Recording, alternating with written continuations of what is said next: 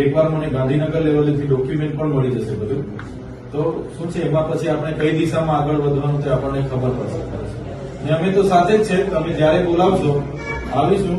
ને આમાં તો દેખીતી વાત છે કે આમાં જે તમે ફુગારો નીચે જાય ને જે લોકો ખેડી ખાય છે એ જમીનો બી પછી આમાં જતી રહી. ને મચ્છી મંડળીઓ આપણે બધાએ બનાવી છે, તો મચ્છીમારી પણ પછી કરવાની નથી. એટલે સનતની જમીન, હા, જે સનતની જમીન હશે એ બી જતી રહે. એટલે આમાં તો આપણે છે ને મજબૂત થી રહેવું જ પડશે.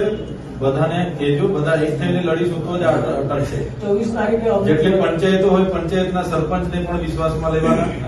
એમને પણ કહેવાનું કે ભાઈ આમાં ક્યારેય પણ ઠરાવ માંગે આપણે ઠરાવ આપવાનો નહીં. આનો પહેલા નિયમ હોય છે. આપણા વિસ્તારમાં પૈસા એક લાગે છે, અનુસૂચિ 5 શિડ્યુલ એરિયા છે. કોઈ પણ પ્રોજેક્ટ આવે, કોઈ મોટી હાઈ ટેન્શન લાઈન કાઢવાની હોય, રેલવે કાઢવાનો હોય કે હાઈવે કાઢવાનો હોય, નિયમ એવો કહે છે કે એ લોકોએ પહેલા તો ગ્રામસભામાં ખાસ ગ્રામસભા બોલાવીને એમાં ગ્રામસભાની પરવાનગી લેવાની. કોઈ જેટકોનું અહીંયા સબસ્ટેશન આવે કે દુનિયા આવે, પહેલા ગ્રામસભાની પરવાનગી લેવાની. પછી જાહેર પબ્લિક હિયરિંગ કરવું પડે. જાહેરમાં પબ્લિકને કલેક્ટર શ્રી, જમીન સંપાદન અધિકારી શ્રી, બધા જે તે વિભાગના અધિકારી શ્રી બધા ઉભા રહી પબ્લિકમાં જાહેર હિયરિંગ થાય. પછી જે લોકોની જમીન જાય એ વ્યક્તિગત સંમતિ લેવી પડે. માનો કે કોઈની આમાં જમીન જાય છે, કટિયામાં 10 નામ છે, તો 10 જણની વ્યક્તિગત સંમતિ થાય. પછી એ લોકો ડીપીઆર પ્લાન આપણને આપે કે આમાં અમે આટલું ડેવલપ કરવાના છે, તમને તમારું જે જમીન જાય છે એ જમીનનું આટલું વળતર મળે, મવડો જાય, આંબો જાય એનું આટલું વળતર મળશે, ઘર જશે એનું આટલું વળતર મળશે. એવું બધું એ નક્કી કરીને આપણને આપે કે ભાઈ જંત્રી પ્રમાણે આટલું વળતર આપો.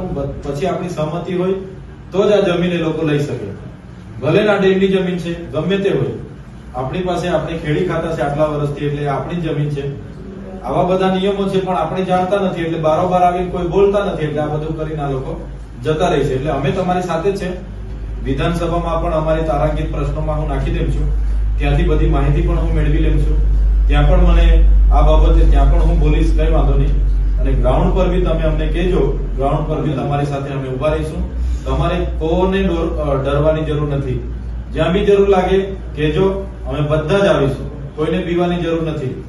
નહીં તો આમાં એકલ દોકલ તમે છૂટા છવાયા થઈ જાઓ ને તો આ બધું કરીને પૂરું કરી